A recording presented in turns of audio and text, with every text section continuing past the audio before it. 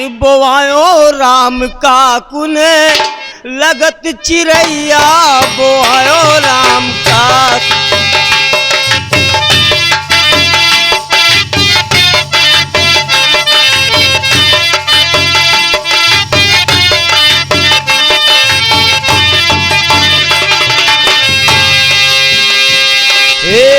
पहले समय में काकुन आई। हेलो, ये बताओ पहले यहाँ आदमी आएगी पहले काकुन ही शुरू? अरे आदमी के आने के बाद उनका भोजन आया, पहले समय में काकुन थी। चलो बताओ। अरे पहले समय में काकुन आई, पहले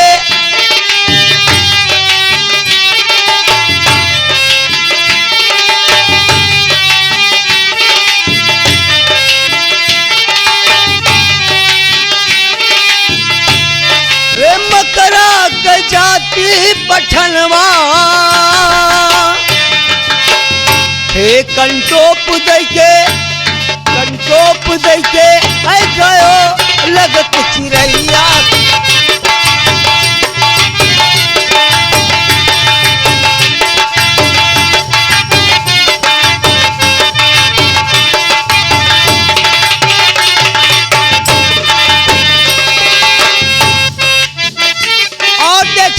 क्या चीज बताया गया है, बताओ। गेहूं ठाकुर धान महाजन। एक मिनट रुको। हेलो, गेहूं ठाकुर और धान महाजन। गेहूं को ठाकुर बताया गया है और धान को महाजन। लेकिन मैं नहीं मानूंगी, आप बताएंगे, मेरे को समझ में तो आना चाहिए। अरे भाई देखिए, गेहूं जो है उसका गोरा रंग, इसलिए उसको ठाकुर बताया गया है, और धान महाजन है, ये जो है अनाजों में न्यारा है, ये महाजन है। बताना जरा, बताना है। अरे गेहूं ठाकुर धान महाजन।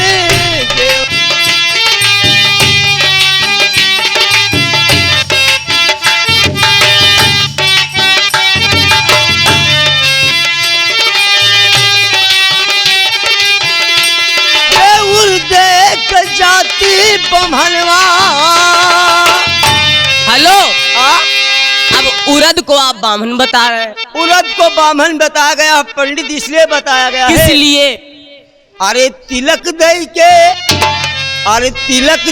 के आओ राम लगत चिरैया।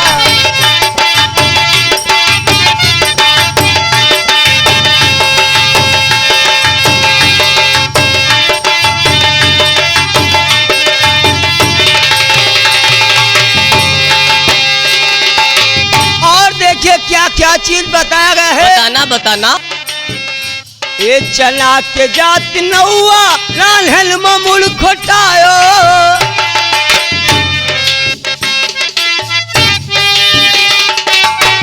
हेलो, ये बताओ चना को नौआ कैसे कहा गया? चना को नौआ इसलिए कहा गया है, क्यों?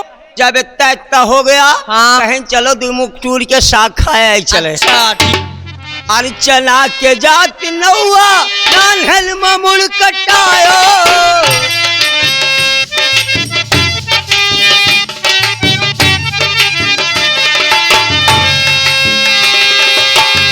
अरे जोन्हरी बिचारी भारे महल्ला मचायो।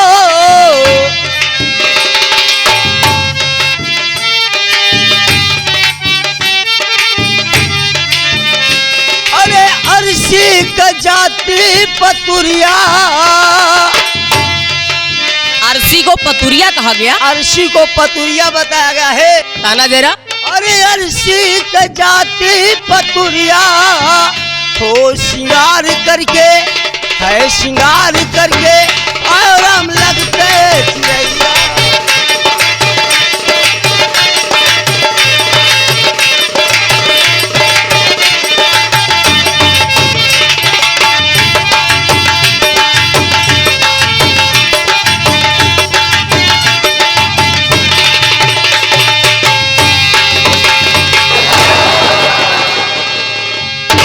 कहो मैडम जी, किस लिए आराम, ये बताओ आज तुम हमारे साथ एक जगह चलोगे?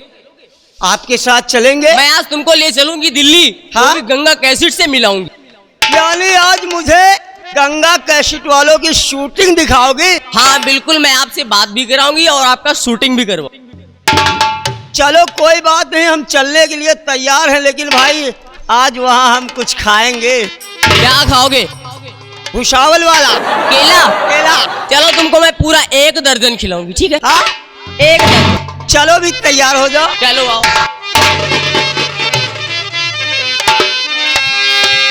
और पानी में लहरें ले रही राजा, क्या बात है।